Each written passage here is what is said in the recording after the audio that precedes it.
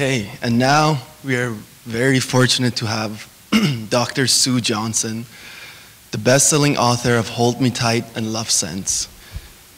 She's a clinical psychologist and distinguished research professor at Alliant International University in San Diego, California. Creator of an effective new model of relationship repair known as emotionally focused couples therapy, or couple therapy. She has written numerous articles and trained thousands of therapists around the world. Dr. Johnson is a recognized innovator who has changed the field of couples therapy. She divides her time between New York, San Diego, and Ottawa. And she's going to talk to us about sexuality and attachment and how science brings them together now. Please welcome Dr. Sue Johnson. Did you turn it on? You did.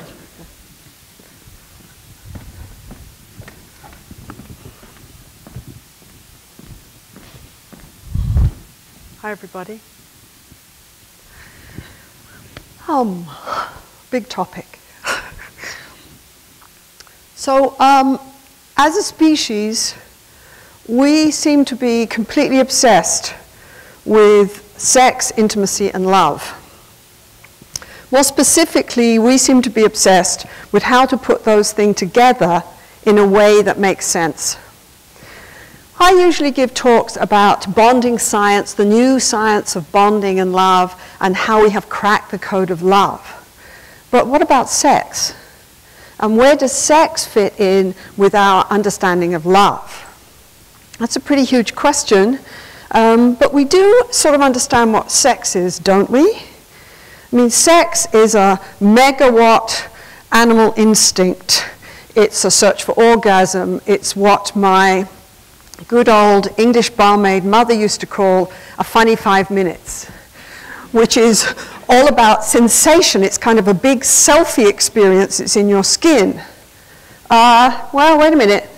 No, it's not. We call it making love. Sex is the ultimate moment of communion. It's an ultimate Relfie experience. It's all about relationships. So this gets a bit confusing. So let's see if we can simplify it a bit and see if we can look at, just for a moment, at bonding science and what bonding science tells us about good sex, what good sex is. Right now there's an enormous buzz in our society about that good sex has to be about very extreme sensation, even to the point of pain. Good sex has to be about constant novelty. Good sex has to be about expertise in taking really exotic sexual positions. The one I like best, the name of it I like best, is called Wailing Monkey Clasping Tree, which is from the new Joy of Sex. It sounds kind of difficult to do, but you know. But basically, what bonding science says is, no, actually, the biggest factor in the quality of your sex relationship is the safety of your emotional connection with the person you're making love with. That's really interesting. How does that make sense? Well, it makes sense because science is telling us that we are bonding animals first and foremost, and that we need this emotional connection with other people to feel safe in the world, to even feel safe in our own skin, that this need for connection has basically wired our brain and wired our nervous system, and it's even more powerful than lust. And what this science is really saying is that it's really only when you take this into account, this need for connection and safety, and really when you have at least taken care of that to a certain extent, that these other instincts like our need to explore and play and take risks, instincts like caretaking and sexuality can really come online. What these bonding theorists are saying is that passion is not just about desire. Passion is about this longing for connection twinned with safety that allows you to have erotic play. So let's take 3 things that bonding science tells us and see what they say about sexuality. First of all, bonding science says that sex is not just about pleasure and procreation. Sex is a potent bonding activity. When we have sex, or not even when we have sex, when we even think of our sweetie, we are flooded with a bonding hormone called oxytocin. And what oxytocin does is it reduces fear in our brain, it has us open up and trust, it makes us feel safe, it heightens our ability to look at other people's faces and pick up their cues. The other thing it does is it switches off the habituation effect, so that we can look at our sweetie for 30 years and still have a twinge of pleasure every time we look at their face. This makes sense of the big surveys in the US that have found that actually the people that have the best sex and the most thrilling sex are those in long-term happy relationships. There's also a lovely piece of research that shows that if you subliminally prime people to start to become aroused, they automatically start being more orientating towards bonding responses. They start saying they want to be closer, that they want to think about other people, that they're willing to sacrifice to be with other people. This is fascinating. Arousal seems naturally to access our attachment needs unless we're working really hard to shut our emotions down and keep sex impersonal. The other thing we know from bonding science is that securely attached and connected people who have this sense of emotional safety have better sex. They have what we call synchrony sex.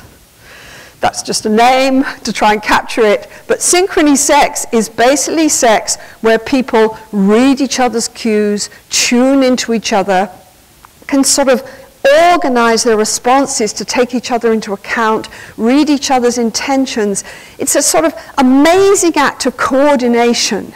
It takes at least as much attention, which is hard to give if you don't feel safe, it takes at least as much attention as a couple putting together and assembling a piece of IKEA furniture, but it's a lot more fun, right? We just did a brain scan study, and this is kind of an aside, but I'm going to put it in because I can't resist it. We just did a brain scan study where we actually found that contact with somebody, a partner, where you've just had bonding conversations with that partner, is so powerful in terms of shutting down fear that we could put you in an fMRI machine and tell you you're about to be shocked on your ankles, and if you're holding your partner's hand in these circumstances, your brain will stay completely calm. In other words, this sense of safety of this bond is so powerful that it cuts out threat responses, and it also tones down your sensitivity to pain. So this is fascinating, fascinating stuff. The other thing that bonding research tells us is that sex is a safe adventure. What do I mean by that? Well, I think of that in terms of, why do people go zip lining? Well, they can let themselves go into the thrill of zip lining. I think it's a crazy activity, but they're all smiling away, right? So they let themselves go. Why? Because they know that they're held onto by a line. They feel safe. The very fact they're hooked in means that they can let themselves go with the thrill. And there are thousands of studies that make it very clear that when we feel securely connected to somebody, then we can be open to new ideas, we can be curious, we can explore, we can take risks. So when Amy turns to her husband and says, sweetie, the fact that I could tell you the other night that some of the positions we take when we make love really scare me. I don't know why. They really scare me. And the fact that you came and held me when I told you that, somehow that's made all the difference. It's somehow freed me up. I just feel like I can explore now because I feel safe with you. A bonding theorist would say, exactly. So the other thing about this is this sense of safety before you can really go into adventure and thrill really seems to be a defining feature in women's sexuality. If you put men and women into an fMRI machine and subliminally arouse them, everybody's brain lights up.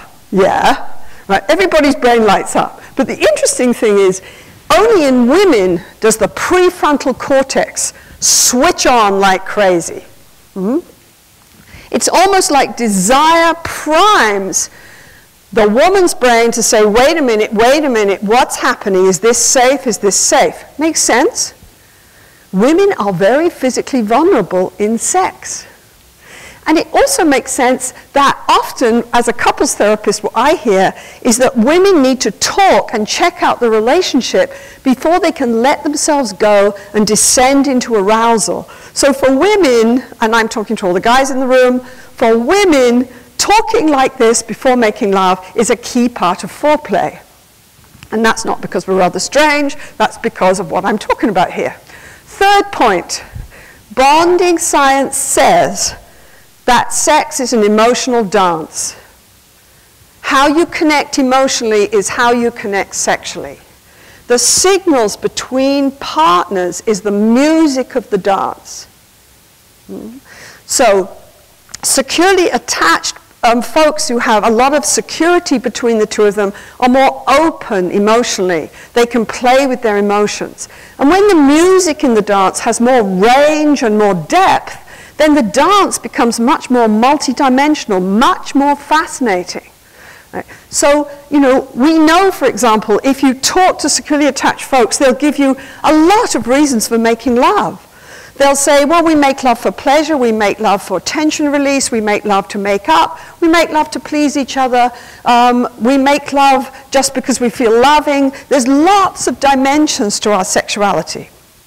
The other thing about that one is there's this beautiful little feedback loop where in-tune sexuality cues safe sense of bonding, and a safe sense of bonding and attachment cues in-tune sexuality. Now, isn't that a lovely little feedback loop?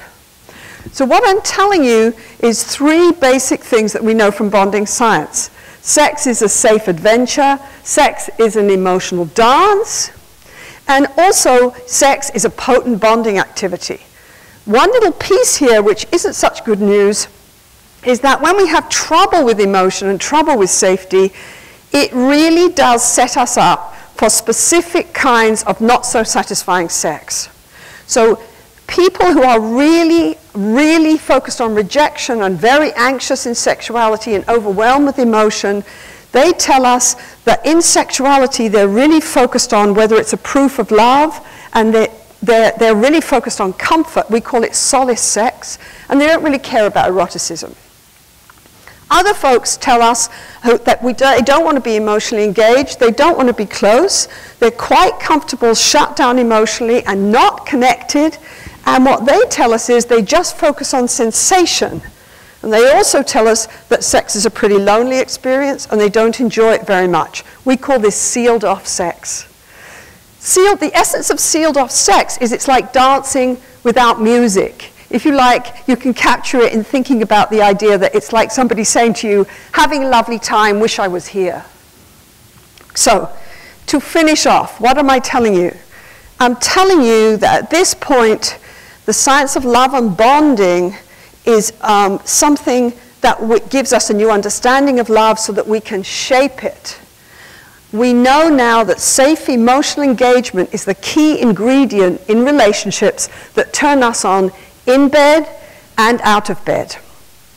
A 17th century Moroccan rabbi said, "When the eye of the heart is open, in every atom there are 1,000 secrets."